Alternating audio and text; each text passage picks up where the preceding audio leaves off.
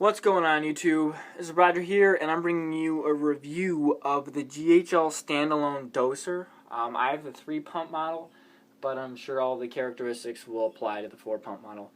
I just want to go through some of the positive and negatives and then take you through some of the basic functions that you can expect with this unit. I've had about 6 months of experience with this unit on my frag tank, and I love it. I'll probably never buy any other dosing method ever again. These are extremely easy to use and very, very expandable, which is two big things in this hobby that just make it a little bit easier. But some of the positive and negatives, it's really hard to find a couple negatives, but just for the sake of having a negative, the only bad thing that's bad about this is, I guess, the tubes here are probably the worst thing. They're very sensitive. They're very hard to get on these little kind of connectors. There's a little plastic piece with two nozzles on it, and you put one in the peristaltic dosing line, which is these top lines, and then one end into 1/8 diameter dosing lines, which are the clear, larger lines below. And kind of getting that airtight is a little challenging. And also, unrelated to the pump entirely, is hard to get the air bubbles out of the vertex lines, which is kind of, not vertex lines, but keeping the air bubbles out is kind of a hassle sometimes. But that's all really easy to fix if you just tinker and kind of smooth things out, like literally smooth things out. Make sure everything's really clean cut and stuff like that. It's really easy to do. But the positives, like I said, easy to use, very expandable.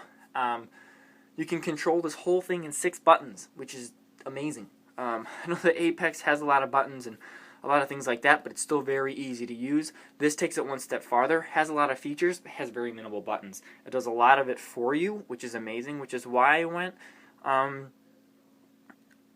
in a path that doesn't require the Apex. I know the new Apex software is coming out, but I don't see any dosing systems coming out specifically for the Apex anytime soon, so that's why I decided to go with the GHL Doser, which is completely independent of the Apex. You can have some fail-safes with the Apex, but I don't have those right now. I probably will expand on the Apex in the future, but as of right now, they are two completely separate functioning units. I know a lot of people kind of have them connected, but I do not. But I do want to talk about some of the basic functions.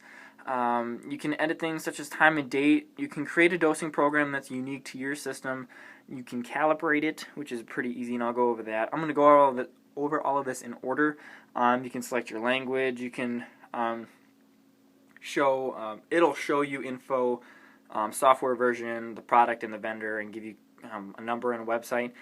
You can actually put a password on this thing, which I think is cool, and then you can revert it to original factory settings. So without further ado, let's get into each of these features and show you exactly what this machine can do. Alright guys, now I'm going to go over some of the basic features now that you have a horrible top view down of this. The lighting is not so great in here, I apologize, but you'll get the gist of the unit as I can press the buttons, and you can see the buttons are over here on the right there. I can slide this over for you. Basically, up, left, right, down, enter, and escape. Sorry, brain fart. And that can control this whole unit, which I think is awesome. But some of the things that you'll have to do is set up the time and date, which is pretty self-explanatory. You enter the time, enter the time, enter the date, and then save. Basically, that easy with the buttons. It's insane how easy it is. The next thing you can do is edit a dosing program. This is what it is designed to do, and with that, you can choose 2 paths. The difference between manual and automatic is in manual mode you can control every detail. So you can control the days of the week you want it to dose. You can control such as things like an interval of days, which I'll go over the difference in a little bit. You can also control how much you dose and when it doses, each dosing individually. So that you'll have to do all the math yourself, but it leaves a little bit of conscious reassurance that you can you're not overlapping doses and stuff like that. I'm going to take you through my manual mode setup, and I'll kind of show you how it works. So basically, it asks you how many times you want to dose per day. There it says 0 means the pump is completely off. So I have it on 2 dosings a day, and I have it on a setting of days of week. Now, days of week means you go in and individually choose which days. I guess I can show you that. So you see the day Monday with that circle next to it with the dot in the middle? If you watch, that dot will go away, which means this pump will not dose on Monday. Let's say that little dot is there, which means it will dose on Monday.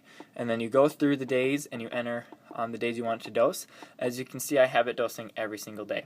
So you would hit enter, and then you'd go on. Since I put in 2 dosings per day, it'll say, okay, what's your first dosing that you want to do?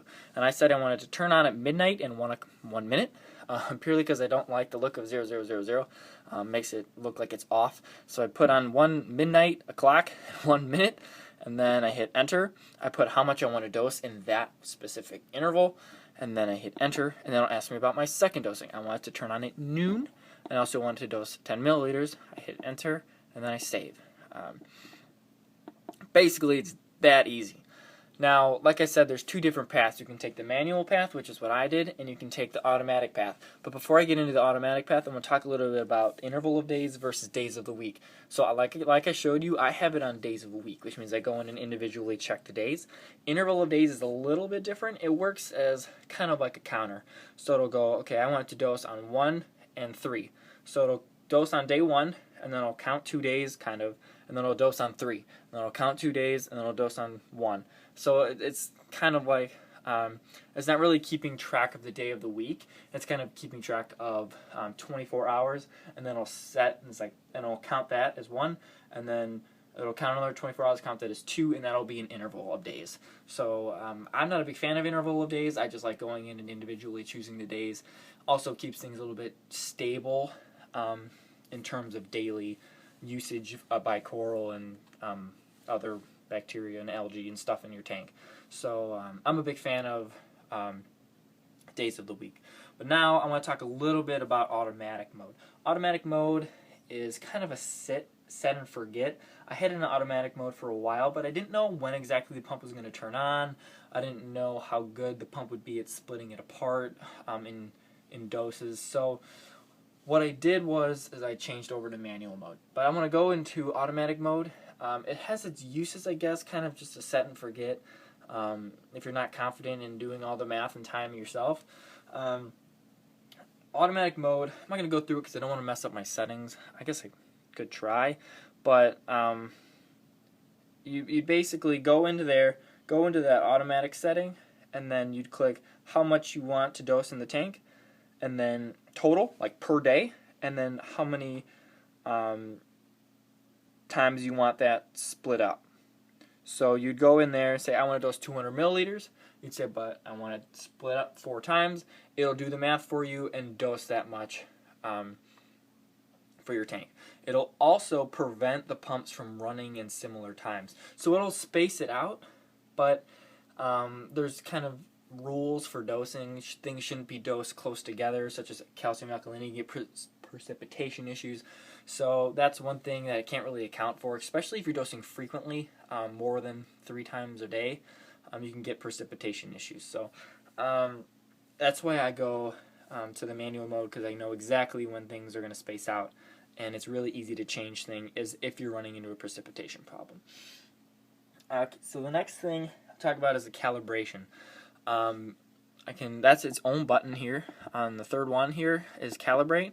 So you basically select the pump, which is easy, and then you'd find out the pump's flow rate. To do this, you'd set everything up. Fill the line up with solution and leave it. Put it where exactly you want it to be, and then you'd hold the manual start pump for a minute while holding a beaker or graduated cylinder underneath that dosing line.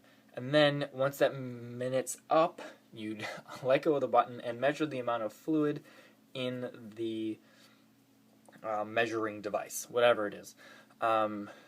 If it's 60 milliliters a minute, great. That's right in line with the pump. But if you have head pressure like I do, I have 8 feet of head pressure, you can actually lose flow rate. So you'd go into this and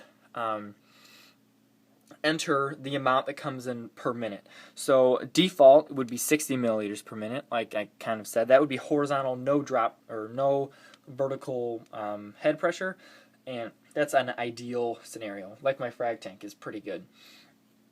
And here, since it's fighting 8 feet of head pressure, only 40 milliliters came out in that minute. So I went in and I put in 40 here.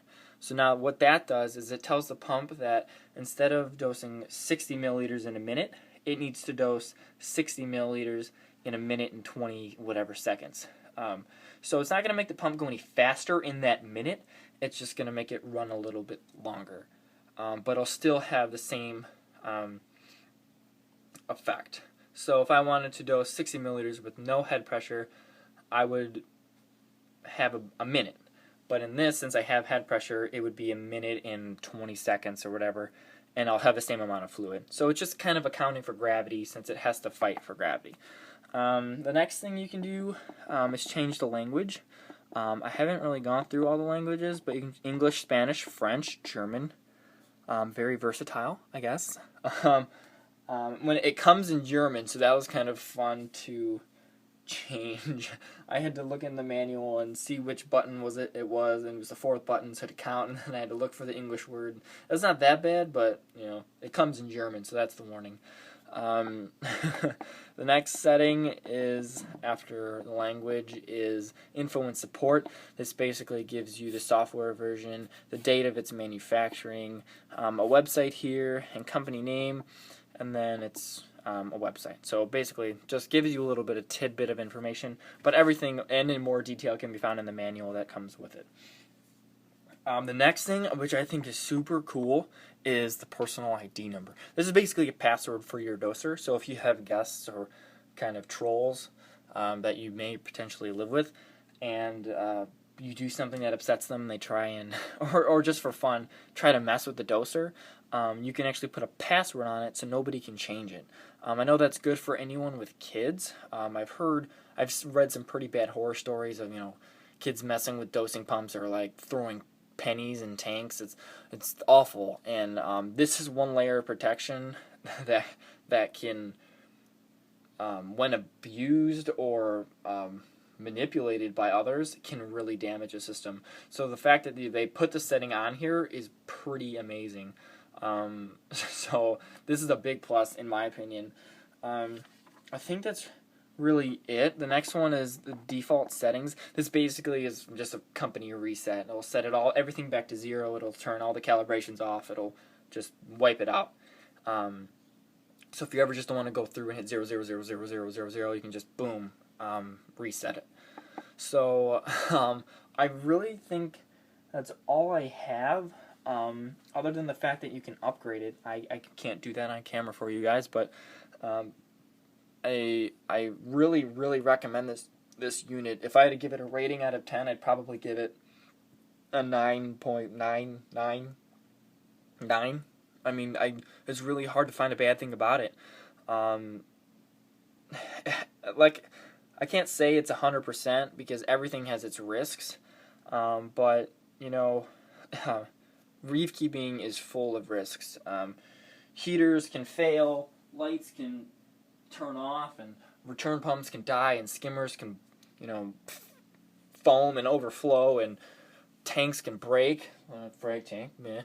It's everything has a risk, and I'm not going to say this thing is 100% bulletproof, but if you take care of it and you buy the replacement tubes, which I think they're like $10, and you keep an eye on them, you keep the pump clean, you keep everything, in tip-top shape, your reef is going to be in tip-top shape. There's really nothing else I can say about that, but yeah, this is the end of my review video. If you guys have any comments, questions, concerns about this unit, put it down in the comment section below. If you believe I missed anything, which is important, please put that down in the comment section below, because I think other people need to read that information and your input as well. This is just one review video. You can go watch Mr. Saltwater Tanks and see his opinion. and his quality of review, he probably has a lot nicer review. And you can read a lot of reviews online. And I really stress the fact that you should do a lot of research. To pick this pump, I was torn between the Vertex Libra and this.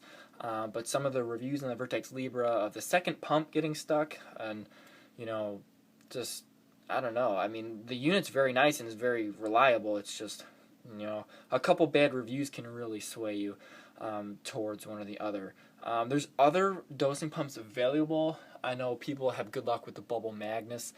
To me, the quality, like I've seen them at my local fish store, and the quality is just unmatched to the GHL.